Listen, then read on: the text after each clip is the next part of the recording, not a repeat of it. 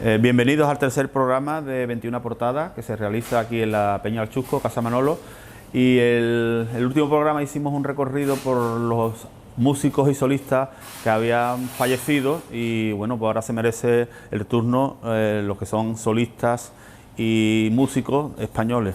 Vamos a empezar quizá por el más mítico de los fallecidos españoles, que fue Nino Bravo. Nino Bravo murió en 1973 a los 28 años. Nino Bravo tuvo una carrera muy corta, grabó 5 discos en 3 años, y este es el último, el volumen 5. Y deciros que, a pesar de que grabó solamente 5 LP, es el artista español que tiene más recopilaciones de esos 5 LP. Hay cerca de 50 discos diferentes de Nino Bravo. Tenía, bueno, pues el hecho de que muriera en un accidente tan joven, nos quedábamos con la duda de que le hubiera deparado el futuro. Sí que creó escuela en todo el levante español, salieron muchos solistas o imitándolo, por lo menos con la misma intención, gente como Juan Bau, Daniel Velázquez, Francisco. Quizá el que más se parecía, que también falleció en accidente de coche, fue Juan Camacho. Yo creo que ha sido uno de los cantantes o solistas desgraciadamente más queridos en España por su prematura muerte. Aquí, pues como he dicho antes, grabó 5 discos y este es el último. Luego pasamos quizás a la dama de la canción. Le ocurrió lo mismo que a Nino Bravo, murió en accidente de coche. Su carrera también fue muy corta. Ella murió en el 76 y empezó a grabar en el 73. Grabó solamente 3 discos. Y este cuarto contiene solamente una canción nueva, lo grabó en vida porque fue al Festival de la OTI, quedó en segundo lugar y era con la canción Amor de Medianoche. Cecilia tuvo la suerte de que su padre era militar y diplomático y viajó por todo el mundo cuando era muy joven, entonces veía la situación que había en España de otra forma, de otra perspectiva. Grabó canciones muy feministas en aquel tiempo, como El ramito de violeta, Dueño y señor, Dama, dama, y también tuvo mucho problema con la censura porque escribió alguna canción con lo que había ocurrido en la guerra civil, como canciones como la de Un millón de sueños, y sobre todo la de Mi querida España, que incluso no pasó la censura y la tuvieron que cambiar el estribillo. En la grabación, no en directo sí la grababa. Mi querida España decía en la grabación, mi querida España, esa España mía, esa España nuestra, y luego en directo cantaba la versión suya que decía mi querida España, esa España viva, esa España muerta, y eso la censura pues no le hacía mucha gracia y tuvo que grabar la versión que hicieron ellos, pero en directo sí la hacía la versión suya. Pasamos a María Dolores Pradera, que mucha gente piensa que era sudamericana, pero María Dolores Pradera era madrileña. Lo que pasa es que el sello de identidad suyo era haber grabado muchas canciones de temas sudamericanos, de gente muy famosa, de México, de Argentina, de Paraguay, de todos los cantautores de aquella zona, pues ya le puso voz en discos pues en versión española con su toque. Y como le daba el toque sudamericano, mucha gente pensó siempre que María Dolores Pradera era sudamericana, pero era madrileña. Ella murió en el 2018 con 93 años, la gran dama de la canción, como le dicen, y la verdad es que, bueno, ahí queda para el recuerdo, ¿no? Luego pasamos a otra cantautora quizás muy influenciada en aquella época por la música francesa, que fue Marie Trini, y este es uno de los primeros discos y quizás el éxito mayor que tuvo en los años 70. Ya luego, posteriormente, en los años 80, se reinventó y sacó otro tipo de canción, pero la de Amores era, en aquel momento, pues el movimiento hippie, en mayo del 68, y aquí Marie Trini lo refleja muy bien. Ella murió en el 2009 con 61 años. Y luego pasamos quizás al cantautor más andaluz que hemos tenido, que es Carlos Cano. Ha pasado el tiempo muy rápido porque hace justamente 20 años que desapareció. Es granadino, le encantaba Andalucía, y una vez que, bueno, se instaura la democracia en los momentos estos, había sido muy luchador, nos descubre la copla, que había sido un tema muy del folclore, en aquel momento era lo que se vendía en España, y él le dio un toque a la copla, pero distinta, porque se sacó las letras de canciones totalmente distintas a lo que estábamos escuchando y redescubrió a autores que estaban ahí escondidos porque de alguna forma habían tenido problemas con la censura, y él la volvió a sacar y bueno, y resurgió la copla gracias a a muchas veces a gente como Carlos Cano, ¿no? Seguimos con Luis Eduardo Jaute, quizá uno de los cantautores que más discos ha grabado, tiene una discografía muy amplia, ha colaborado con gente como Pablo Vinanés o Silvio Rodríguez y ha hecho mucho. Quizás es más famoso por las versiones de sus temas en otras voces que la suya. Por ejemplo, ha grabado para canciones como Rosas en el Mar de Maciel o Al Alba de Rosa León. La verdad que es muy buen compositor y a la vez también muy buen cantante. Y seguimos quizás con una de las mejores voces que hemos tenido en España, Camilo VI. Camilo VI murió a los 72 años y tuvo una carrera muy amplia. Recuerdo haber hecho el musical de Jesucristo Superstar, que lo hizo muy famoso, y aparte tuvo durante todos los años, el año 70 y principios de los 80, grandes éxitos pues con todos los temas que sacaba. Luego tuvo el problema físico, que él no quería envejecer, y a la verdad esa historia la sabemos todos. Se convirtió en una especie de muñeco, en una especie de zombie o una especie de Michael Jackson español, y fue de alguna forma una caricatura de lo que hubiese sido Camilo VI. Si hubiera envejecido dignamente, probablemente pues hubiera tenido a todos sus fans y a todos sus seguidores pues digno, no que ya los espectáculos de Camilo VI en aquellos momentos en la televisión, por ejemplo, eran dantescos, ¿no? Y más pudiendo vivir de su voz, que tenía una voz que era un privilegio para él. Pues yo creo que ha sido de los grandes artistas que hemos tenido aquí en España. Y ahora en los 70, pues toda esta gente pues tuvieron éxito en los 70, pues ahora venimos a los 80, que aquí cambia mucho la historia.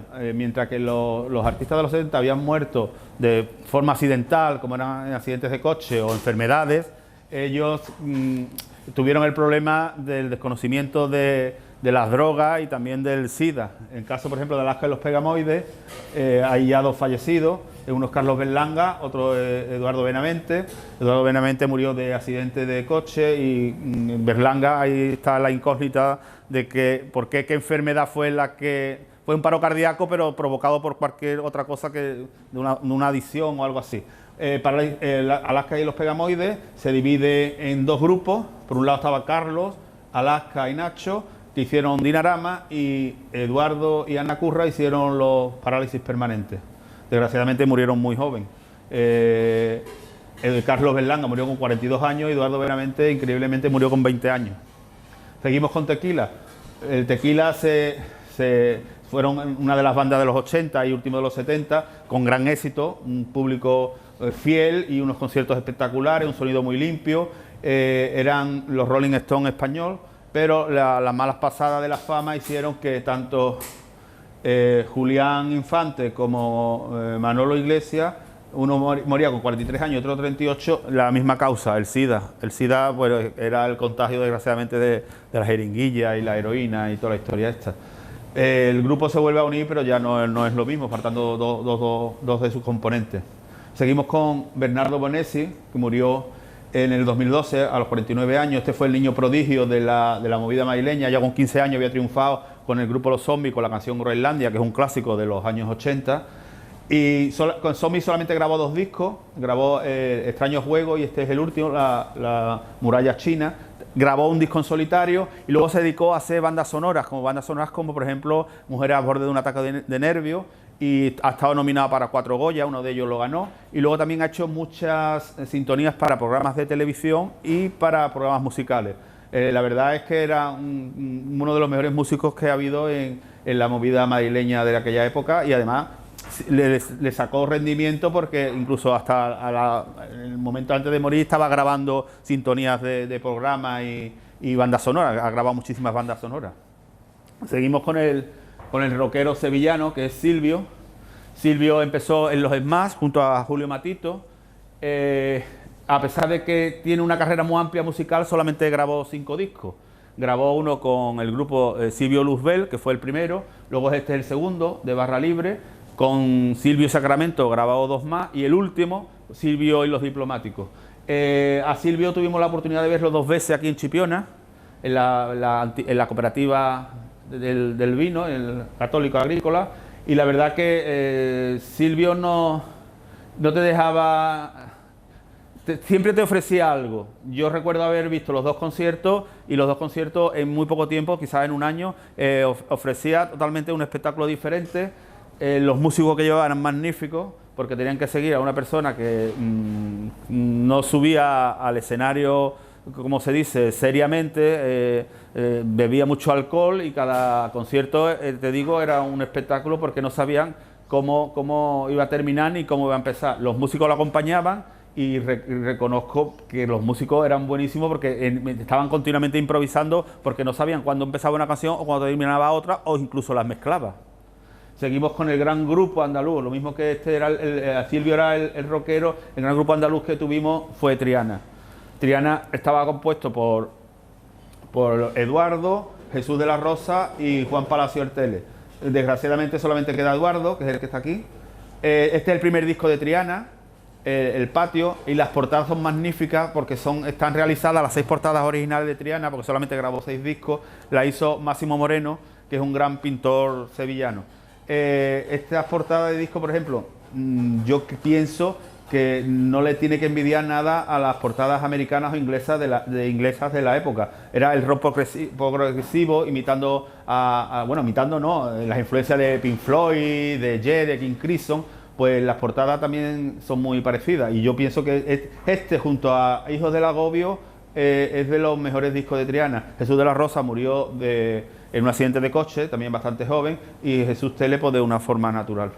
Y seguimos con Hilario Camacho, también junto a Aute, uno de los mejores cantautores que ha habido aquí en España. Los primeros discos como cantautores, a principios de los 70, eran reivindicativos. Una vez que se instaura la democracia, pues se dedican pues de alguna forma a hacer baladas porque ya no hacía falta tantas quejas, ¿no? Y hay que recordar a Hilario Camacho baladas como por ejemplo El final del viaje, Tristeza de amor, la de Tassi, Madrid amanece, la verdad que es una maravilla. Él quizás ha sido de las muertes más tristes porque se suicidó en Madrid pues a los 58 años en el 2006. Y ahora pasamos, yo creo que al monstruo de la guitarra, del arte y de los grandes artistas que ha dado España. Paco de Lucía quizás sea el músico, pues cualquiera músico, más conocido a nivel mundial de España, los más exportables. Yo cuando he viajado por Estados Unidos, por ejemplo, Inglaterra, Holanda, Bélgica, Alemania, siempre me acercaba a ver las casas de discos, porque es una cosa que me ha gustado mucho.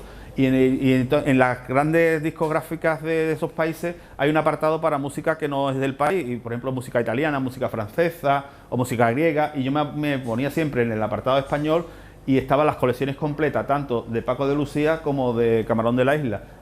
Se nos conoce, pues, sobre todo por Europa, más por el flamenco que por otro tipo de canciones. Yo creo que Paco de Lucía, yo creo que es uno de los mejores guitarras que han existido en la historia de la música. No es pop, pero bueno, el flamenco es lo más representativo de España, y tanto Camarón como Paco de Lucía, si cada vez que viene un grupo, por ejemplo, a tocar a España, por ejemplo los Rolling Stones o U2 o los Cure, cuando le preguntan por sus gustos musicales españoles, lo único que te hablan es de Paco de Lucía y de Camarón de la Isla. ¿Y qué podemos hablar de Rosy Jurado? Rosy Jurado falleció en el 2006 y bueno, de esta persona yo creo que hay poco que hablar. Quizá la curiosidad que es el primer disco que grabó, el primer long play, había grabado EPs de 4 canciones y singles, pero este es el primer disco grande de 33 revoluciones que graba nuestra paisana. Se editaron 3 versiones, 3 ediciones diferentes, del 66, 67 y 70. Esta es la primera. Yo creo que bueno, tendría que estar ahí, aparte de que desgraciadamente está fallecida. Algún día haremos una exposición completa de Rosy Jurado. Hablar de Rosy Jurado me parece que, bueno, yo creo que todo el mundo sabemos la historia de ella y no vamos a alargar la historia. Seguimos con un disco muy curioso de Lola Flores, murió en 1995 con 72 años. Este disco es muy especial porque esto es una edición que no se editó en España. Este disco se editó solamente para Inglaterra y para Francia, por eso lo hemos colocado ahí. Lola Flores, bueno, de Lola Flores también es otra persona que poco hay más que decir. Aquella frase famosa de cuando actuó en Nueva York, que en los periódicos ponía Lola Flores ni canta ni baila, pero no se lo vaya usted a perder. Seguimos con uno de los grandes de la rumba. Entre Antonio González Pescadilla y Pérez se disputan la creación de la rumba catalana, que se distinguía o se variaba más de la rumba normal, porque la rumba normal es más flamenca y ellos le metían más salsa. Entre los dos pues está la historia de la rumba catalana. No se sabe quién fue el primero que la hizo. Pérez fue en sus tiempos muy famoso en este país, que incluso se permitía de sacar un disco, ni siquiera le ponían nombre, simplemente su imagen. Llegó a ser una persona, llegó ahí a Eurovisión también incluso. Bueno, pues ahí está un disco de Pérez que no pone ni siquiera su nombre. Seguimos con Manolo Escobar, quizás uno de los artistas más completos que hubo defendiendo la copla, porque la copla era más femenina que masculina. Hay personas que no le gustan, pero hay que recordar que Manolo Escobar durante los últimos 60, a principios de los 70, era el artista que tenía el caché más alto. Eso quiere decir que, bueno, que hizo una gran fortuna, mientras que unos la fueron tirando o simplemente invertían en negocios que no sabían llevar. Manolo Escobar se dedicó a comprar arte y una vez que fallece la herencia la tenía intacta porque tenía más de 1000 obras catalogadas de artistas muy famosos. Yo creo que fue una persona muy inteligente y bueno, tiene una variedad de canciones que yo creo que todo el mundo las conoce, desde El Viva España, Mi Carro, a yo que sé, La Minifalda, Hay Caridad. Yo creo que, bueno, se ha parodiado muchas veces porque tiene una voz muy peculiar, pero hay que reconocer que es un gran artista Manolo Escobar. Y seguimos ahora pues con 2 discos de sevillana. Uno es del Pali. El Pali fue no menospreciado, pero cuando la sevillana estaba en su apogeo, los grupos de sevillana intentaron pues tocarlo con violines, con orquesta, con cuartetos de viento, hicieron algo muy moderno, tenían la posibilidad de hacerlo, y los grupos de sevillana tenían un grupo detrás, una orquesta, y el Pali simplemente fue rescatar las sevillanas que se cantaban en los patios con solamente palmas y guitarra. Se le llamó El Trovador de Sevilla y hizo que renacieran las sevillanas corraleras, que habían pasado a un segundo término, por lo que he dicho antes. Los grupos hacían ya una sevillana casi sinfónica, ¿no? Muy acompañada de muchos instrumentos, y el Pali volvió a la semilla de la sevillana. Y la verdad pues tiene su sitio, porque hizo unas sevillanas totalmente diferentes, y yo que no entiendo mucho de sevillana, yo escucho al Pali cantando y sé perfectamente quién es que la está cantando. A mí me pone un grupo y yo no lo distingo, y el Pali tiene una voz tan peculiar que aunque no te guste la sevillana sabes que... Y un pequeño homenaje pues al último que ha cantado sevillana, que ha sido el Mani, que ha muerto recientemente, y bueno, que tenía que estar ahí por lo menos este año. Y vamos a terminar ya con Camarón, aunque ya lo he dicho todo de antes. Junto a Paco de Lucía han sido los grandes artistas a nivel mundial. Mientras que los solistas españoles triunfaban en Sudamérica, ellos triunfaban en todo el mundo, porque incluso en Europa, en sitios donde no hablaban español, entendían su lenguaje del flamenco. Y yo creo que, bueno, pues 2 de los grandes han sido Paco de Lucía y Camarón. Recordaros que desgraciadamente han muerto muchos más artistas, mucho más gente, mucha más famosa, incluso que algunos de los que tenemos aquí, pero como solamente hay 21 portadas, no da más decir. Recordaros que, bueno, esto está abierto en el horario del bar. Si alguien se quiere acercar a hacer un comentario del disco, pues aquí estamos para ayudarle. Y bueno, invitarle para el programa número 4 de 21 portadas, que lo haremos en plena Navidad.